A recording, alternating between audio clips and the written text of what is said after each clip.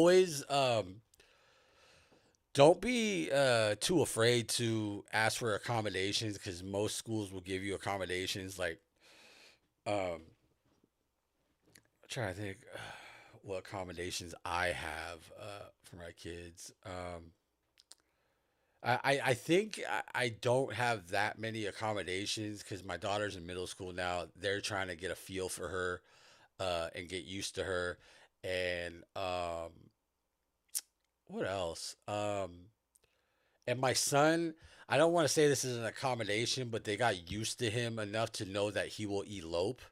So they like kind of blockade the door and everything, so they won't have to chase him down because he's pretty quick. He's like my skinniest, fastest kid, so he's pretty quick, and that's like kind of like the only accommodation.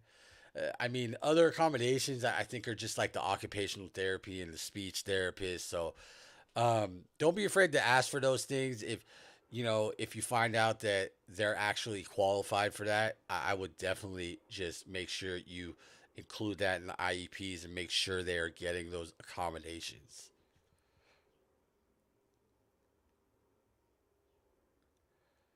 And I just want to reiterate that, your voice matters. Like, remember, you have advocates for your kid or your kids, but your voice is the one that, you know, moves moves the feet of these people.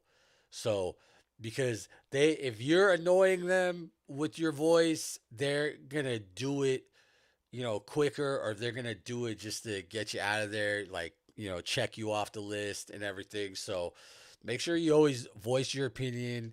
Even if you're wrong, they'll be like, "Oh, we don't offer that," and you'd be like, oh, "Okay, I was just double checking." It's very important, especially with special needs children.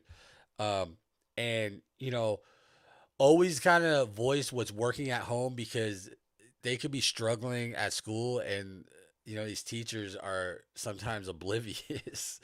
And just explain, like,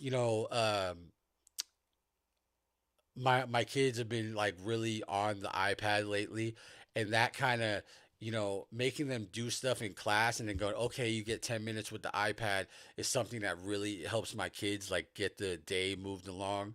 And my daughter has meltdowns sometimes when I before I get to pick her up, and so like, you just kind of tell them, oh, she's interested in this, to calm her down. And um, always help what's working with you because these teachers might not know, and sometimes they might not care enough to like actually ask you.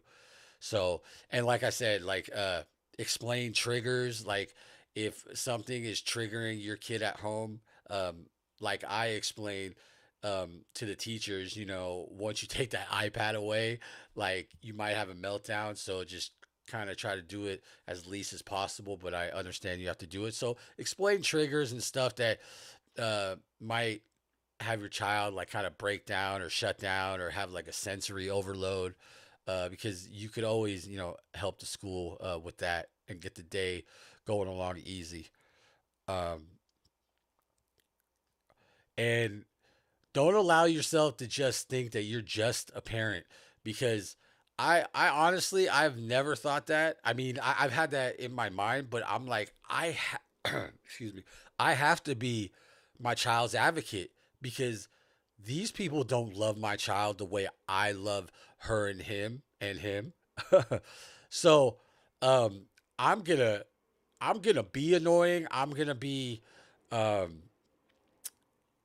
I'm gonna be on their butt, really um, getting everything I can for my child to make sure that they got everything they need to improve, progress, or anything. So remember that.